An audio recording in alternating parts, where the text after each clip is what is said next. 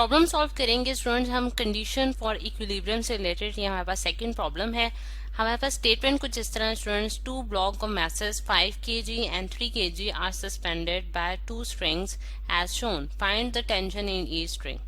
अब फिगर में जैसा कि स्टूडेंट आपको दो ब्लॉक्स दिखाए गए हैं ऑरेंज और ब्लू कलर में, और उनके मैसेज हमें गिवन है 5 kg एंड 3 kg, और उनको हमने एक स्ट्रिंग के जरिए हैंग कर दिया है। और ये हमारे पास एक फिक्स सपोर्ट है, जिसे हम कह सकते हैं कि हमारे पास एक रिजिड बॉडी है, ठीक। और उसमें जो स्ट्रिंग्स में खिंचाव पैदा होगा, जिसे हम टेंशन का नाम देते हैं, वो हमने कैलकुलेट करनी है। अब अगर हम देखें स्टूडेंट्स के हमारे पास जो मैसेज होते हैं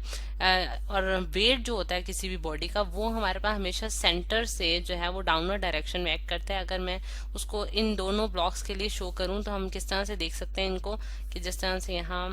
ब्लू कलर से मैं डाउनवर्ड डायरेक्शन में, इसका जो वेट है स्टूडेंट्स वो W1 से मैंने डिनोट कर दिया, और इसका वेट मैंने W2 से डिनोट कर दिया, और ये जो है इनकी direction towards the centre of the earth होती है, ठीक है। अब इस जो वेट की वजह से स्टूडेंट्स जो इसके स्ट्रिंग के अंदर खिंचाव पैदा होगा, वो भी इसी तरह हम डिनोट करेंगे T1 और T2, और इनकी जो डायरेक्शन है opposite to the direction of weight act करती है। अब डाटा जो है स्टूडेंट्स हम लिख लेते हैं स्टेटमेंट से, जो चीज़ें हमें गिवन है और जो हमने कैलकुलेट करनी है। हमें मैसेज गिवन है M1 मैथ जो है वो हमारे पास 5 kg का है, और M2 मैथ जो है स्टूडेंट्स वो हमारे पास कितना है 3 kg का है, ठीक। और हमने उनको सस्पेंड कर दिया है बाय टू स्ट्रिंग्स, और उनके अंदर हमने टेंशन फाइंड आउट करनी है, जिसे मैंने T1 और T2 से डिनोट कर दिया है, और फिगर में भी हमने उसको लेबल कर लिया है। अब अगर स्टूडेंट्स हम देखें कि यहाँ तक हमारा डाटा कंप्लीट हो जाता है। सोल्यूशन के जाने से पहले हम थोड़ा सा फिगर को इस तरह से एक्सप्लेन कर सकते हैं कि अगर आप देखें स्टूडेंट्स की ये वाली जो हमारे पास स्ट्रिंग है, यानी कि ये जो रोप है जिसमें हमने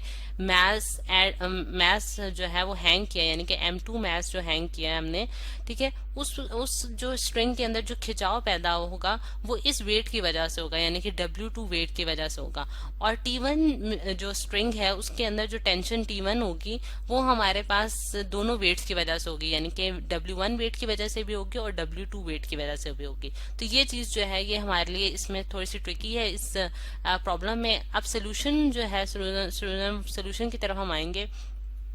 अगर हम देखें स्टूडेंट्स के इस तरह, अगर हम प्रॉब्लम्स जिस तरह हम देख रहे हैं कि हमारे पास फोर्सेस एक्ट कर रही हैं, कुछ फोर्सेस जो हैं वो हमारे पास पॉजिटिव वाई एक्सिस की डायरेक्शन में एक्ट कर रही हैं, कुछ नेगेटिव वाई एक्सिस की डायरेक्शन में एक्ट कर रही हैं। तो हम अगर क्योंकि हमारे पास ये जो ब्लॉक्स हैं स्टूडेंट्स ये इक्विलिब्रियम पोजीशन में रखे गए हैं, यानी कि ये एक बैलेंस पोजीशन में रखे गए हैं, तो हम इसके ऊपर कंडीशंस ऑफ इक्विलिब्रियम जो है वो अप्लाई करेंगे। और हमारे पास कंडीशन ऑफ इक्विलिब्रियम क्या है स्टूडेंट्स के, समेशन एफ एक्स जो है वो हमारे पास 0 के बराबर होगा, और इसी तरह समेशन एफ वाई भी हमारे पास 0 के बराबर होगा। और अगर हमारे पास जी एक्सिस में भी कोई फोर्सेज होती हैं तो हम उसका भी सम जो है वो 0 के बराबर रखते हैं। क्या यानी कि इसका समेशन का क्या मतलब है स्टूडेंट्स, यानी कि sum of all the forces acting in the Y direction और sum of all the forces acting in the X direction जो है वो हमारे पास 0 के बराबर होगा। अब अगर हम एक्स एक्सिस के देखें, यानी कि अगर मैं एक्सिस भी यहाँ ड्रॉ कर लेती हूँ, ये मेरे पास स्टूडेंट्स एक्सिस है, यानी कि ये मेरे पास वाई एक्सिस है, ये नेगेटिव वाई एक्सिस है, और इसी तरह ये पॉजिटिव एक्स एक्सिस है, और ये हमारे पास नेगेटिव एक्स एक्सिस है। तो हम देख सकते हैं कि हमारे पास जो एक्स एक्सिस के अलॉन्ग कोई फोर्सेस एक्ट नहीं कर रही, तो इस वजह से समेशन एफ एक्स जो है वो हमारे पास 0 होगा, और 0 इज इक्वल टू 0 आ जाएगा, यानी कि कोई फोर्सेस नहीं एक्ट करी अलॉन्ग द एक्स डायरेक्शन। फिर हम जब समेशन एफ वाई को देखते हैं स्टूडेंट्स, यानी कि वाई एक्सिस में हम फोर्सेस को एड अप करने की कोशिश करते हैं, तो अब हम देखें कि हम सबसे पहले हम क्या करते हैं कि हम इस स्ट्रिंग के लिए कैलकुलेट कर लेते हैं। यहाँ मैंने डॉटेड लाइन लगा दी है सिर्फ इसलिए कि ताकि मैं इस स्ट्रिंग की बात करना चाहती हूँ, इस पोर्शन की मैं बात करना चाह रही हूँ, यानी कि ये पोर्शन जैसा कि मैंने एक्सप्लेन किया है कि इस स्ट्रिंग की जो इस स्ट्रिंग में जो खिंचाव पैदा होगा वो इस वेट की वजह से होगा। तो मैं लिख सकती हूँ T2 जो है वो पॉजिटिव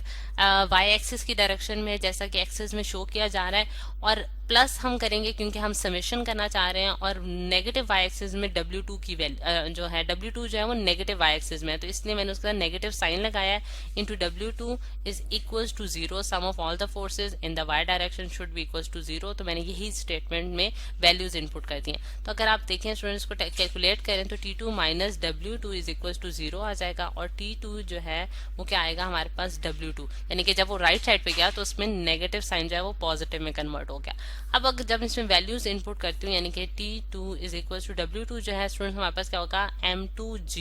यानी कि वेट जो होता है स्टूडेंट्स यानी कि W जो है वो हमारे पास mg के बराबर होता है। ठीक है, ये हमने ये हमारे पास नोन फार्मूला है जो कि हमने इसमें डाला है, यानी कि और W2 है तो इसलिए मैंने M2 इंटू जी किया है। अब M2 की वैल्यू स्टूडेंट्स हमें नोन है डाटा में, तो हम उसकी वैल्यू डालते हैं 3, और G की वैल्यू जो है हमारे पास 10 है, तो हमारे पास 3 इंटू 10 जो है वो क्या आएगा 30 न्यूटन्स। ठीक है, यानी कि ये हमारे पास टेंशन आ गई, T2 टेंशन जो है वो हमने कैलकुलेट कर ली जो कि हमारे पास 30 न्यूटन की आई है। अब अगर हम अब जो सेकंड जो हमने फाइंड आउट करना है यानी कि T1 फाइंड आउट करना है। अब T1 की तरफ आते हैं, फिगर में दोबारा वापस जाती हूँ। अब मैं इस पूरे पुश जो है सिस्टम की बात करूंगी, क्योंकि मैं ये जानती हूँ कि इस स्ट्रिंग के अंदर जो खिंचाव पैदा हो रहा है, जिसे मैं पर्पल कलर से शो कर रही हूँ, इसमें खिंचाव जो है वो इस वेट की वजह से भी है और इस वेट की वजह से भी है, यानी कि W1 की वजह से भी है और W2 की वजह से भी है। ठीक है, क्योंकि इस स्ट्रिंग ने ये दोनों वेट को जो है वो हैंग किया हुआ, सपोर्ट किया हुआ है। तो इसलिए हम क्या लिखेंगे स्टूडेंट्स की, यानी कि इसके लिए जो इक्वेशन होगी समेशन एफ ऑफ वाई की जो इक्वेशन होगी इस केस के लिए, वो हमारे पास क्या होगी स्टूडेंट्स के T1 लिखना था क्योंकि हमारे पास टेंशन हमने T1 फाइंड आउट करनी है स्टूडेंट्स। T1 प्लस जो है वो क्या होगा हमारे पास माइनस W1 और प्लस माइनस W2। अगेन जो है स्टूडेंट्स आप देख सकते हैं कि मैंने W1 और W2 के साथ नेगेटिव साइन लगाया है क्योंकि वो नेगेटिव वाई एक्सिस की डायरेक्शन में थे, और T1 जो है वो हमारे पास पॉजिटिव वाई एक्सिस की डायरेक्शन में, इसी वजह से उसके साथ पॉजिटिव साइन है। अब ये इक्वेशन हमने स्टूडेंट्स बना ली है। अब इसमें हम वैल्यूज इनपुट कर लेंगे, यानी कि अब आप देखें कि T1 क्योंकि हम कैलकुलेट करना चाहते हैं तो बाकी वैल्यूज को हम राइट साइड पे ले जाएंगे, तो W1 और प्लस W2। ठीक है, और W1 जो है हमारे पास क्या होगा M1G होगा, और प्लस W2 जो है वो हमारे पास M2G होगा। ठीक है, और T1 जो है हमारे पास क्या आता है M1 की वैल्यू हमें नोन है जो कि हमारे पास कितनी है 5 kg। 5 को हम मल्टीप्लाएंगे G से जिसकी वैल्यू हमारे पास 10 मीटर पर सेकंड स्क्वायर है, और प्लस M2 की वैल्यू जो है हमारे पास 3 है, और 3 को मल्टीप्लाई करेंगे हम 10 से, तो हमारे पास जो आंसर आता है स्टूडेंट 5 इंटू 10 जो है हमारे पास 50 है, और प्लस 3 इंटू 10 जो है हमारे पास 30 है। तो हमारे पास क्या आंसर बनता है स्टूडेंट्स, हमारे पास T1 का जो आंसर बन रहा है वो हमारे पास है 80 न्यूटन्स। 80 न्यूटन जो है वो हमने T1 टेंशन फाइंड आउट कर ली, और यहाँ से हम T2 भी देख सकते हैं जो कि हमारे पास 30 न्यूटन था। ठीक है, तो स्टूडेंट्स हमने टेंशन जो है वो कैलकुलेट कर लिया दोनों केसेस में, यानी कि हमारे पास जो है T1 और T2 दोनों जो स्ट्रिंग्स के अंदर जो टेंशन थी, जो खिंचाव था, वो हमने कैलकुलेट कर लिया by using the conditions of equilibrium.